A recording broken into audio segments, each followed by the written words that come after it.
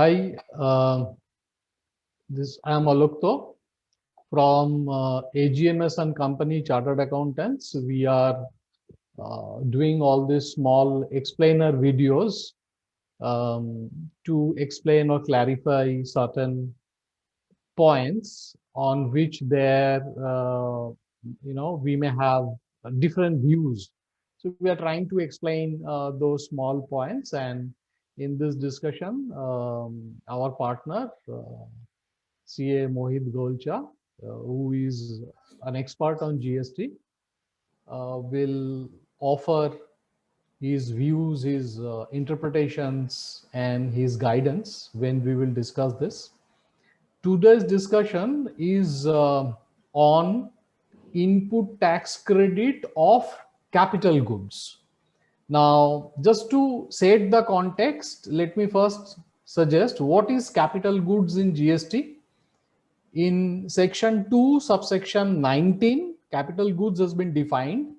It says that the goods, the value of which is capitalized in the books of accounts of the registered taxpayer and which are used or intended to be used in the course of furtherance of business. So that is capital goods.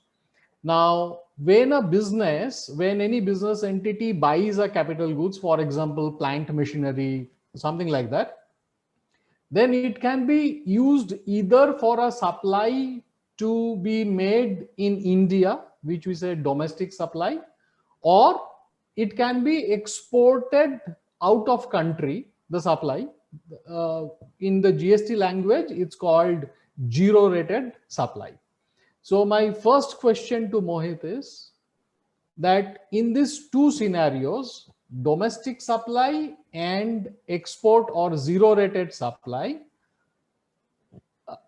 do we have a similar kind of a treatment for the ITC adjustment or taking a refund on it on these capital goods, or the treatment is different in different scenarios? So if you could explain that to us first. Thanks a lot, Alaktoji. Let me explain that the utilization of input tax credit in respect of the capital good first. There could be a two scenario. Yes, one, there could be a domestic supply, and the domestic supply could also be bifurcated in two parts. That is one which is without inverted duty and one which is with inverted duty. In both the cases, the adjustment of input tax credit is being allowed. But the refund, if we talk about that in case of inverted duty structure, if there is an accumulation of input tax credit on account of capital goods, the refund is not being provided by the statute. Similarly, when we make a zero rated supply, again, there could be two scenarios. That is one with payment of tax and other is without payment of tax. In case of without payment of tax, again, the statute says that we will not give you the refund of capital goods, but it does not debar any adjustment of input tax credit in this relation to any outward taxable supply made by the registered person. But once we make a zero rated supply with payment of tax, they allow us the refund of capital goods, the input which we have paid on the capital goods. So as per the given provisions, there could be a different treatment in respect of the adjustment and the refund provisions. Okay. So Mohit has very nicely explained. Mohit has broken it into 4 scenarios. Just to very quickly reiterate, Mohit is saying 1, if the domestic supply is without inverted duty structure, then the accumulated ITC can be adjusted with output supply.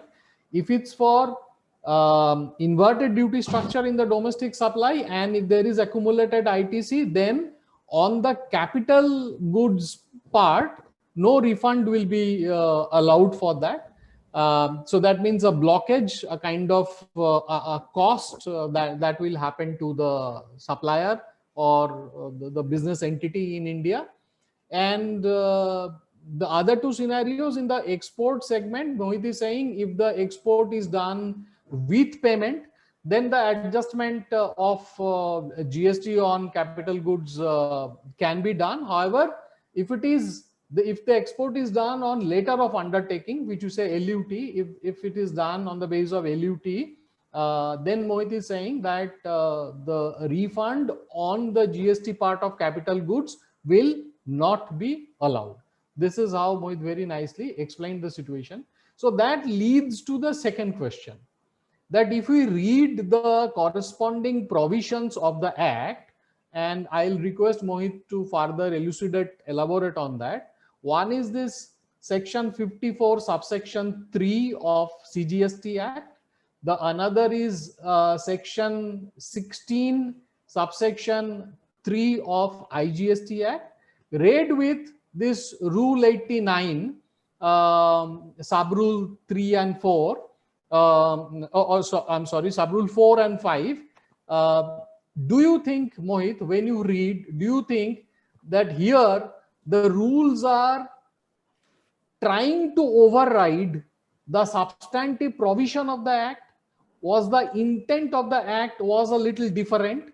And are the rules actually trying to override the substantive provision and then trying to restrict the scope of the Act itself?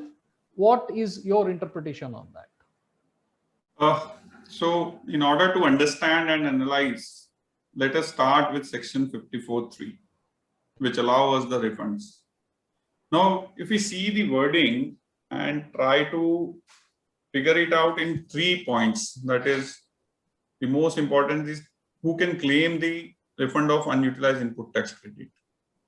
So they have clearly mentioned that a registered person can claim the refund of unutilized input tax credit. Then when, the when is most important in order to understand the complete mechanism of the inverted duty or the unutilized input tax credit structure refunds. So when it says that it could be in case when we are making a zero rated supplies subject to certain conditions which they have already mentioned in the Act, and in case where my input is at higher rate in comparison to my output supplies. इसका मतलब ये है कि भाई अगर मेरा inputs जो मैं बाय कर रहा हूं वो अगर हायर रेट पे हैं in comparison to my output supplies can be of goods, can be of services, anything, then in that case they would be allowing us the refund of unutilized input tax credit. Now what is unutilized input tax credit? It is important to know it does not differentiate anything in respect that it would be allowing inputs, services, or capital goods. Now, if we break this unutilized input tax credit into 2 parts, that is what it is saying. It is saying that it will give you the refund of unutilized, which has not been utilized, of input tax credit. And input tax credit includes all the 3 stuffs, that is inputs, input services, as well as capital goods. So this is in respect of section 54 subclause 3. Now let us move to section 16 subclause 3 of IGST Act that talks about the zero rated supplies, which allow us the refund in case we are making a zero rated supply, and that too of unutilized input tax credit. Again, it does not differentiate any credit, that is, it neither debars the credit of services nor it debars the credit of capital goods. Now let's move the third part, which you have said to explain that what about the rules? Yes, definitely in both the scenario, that is, if I talk about rule 89 sub-rule 4, which talks about the zero rated supplies, then in that case, it allows the input refund of services, but excludes the refunds of capital goods, which is beyond imagination. In similar case, if I make a zero rated supply with payment, they allow us. Then there is a rule 89 sub-rule 5. It specifically excludes both the services as well as capital goods, which section has never said that it will never be allowing the refund of services, inputs on services, or capital goods. So this is the analysis with which, as per my understanding, there would be a refund for inputs, input services, and capital goods. Okay, so that leads to the last question that, if we actually expand the canvas, the question here is, as you are saying, that on the plain and simple reading of the act, it appears that the intent of the legislature was to refund ITC of inputs, services, as well as the capital goods. But government, through this Rule 89, while defining the net ITC there, they have almost, it feels like through a back door, it has actually restricted the scope and said that net ITC doesn't include this ITC on capital goods. So now the very fundamental question, Mohit, to you, that when everybody knows export is so important for this country, and the SME sector, which is the growth engine of our economy, and export also brings us precious foreign currencies, why, despite our Prime Minister's call that Atmanirbhar Bharat and this vocal for local, why government has done this? And in your view, does this actually need an amendment? Should government re-examine this? And what is your view? What should be done so that it actually helps our business entities, SME sector, Indian economy, job growth, and more importantly, it also helps this Prime Minister's vision of Atmanirbhar Bharat and vocal for local. What is your view on this? If I directly go with the call of Honorable Prime Minister, then the refund should be allowed without any saying. That is of capital goods as well as wherever the refunds of input services has been restricted. Now, there are two judgments which have been recently passed by the Honorable Gujarat High Court. One, which has allowed the refund of input services.